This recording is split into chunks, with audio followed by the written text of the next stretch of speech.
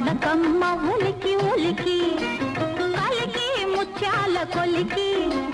పడకమ్మ ఉలికి ఉలికి ఆడబిడ్డంటే అర్థమగుడని అన్నావే మరి తీరా వస్తే చల్లగా జారుకున్నావే మాట వరసకు అన్నాను గాని ఓయమ్మో నువ్వు అన్నంత చేస్తావనుకోలేదు గున్నమ్మో కలికి ముచ్చాల కొలికి పడకమ్మ ఉలికి ఉలికి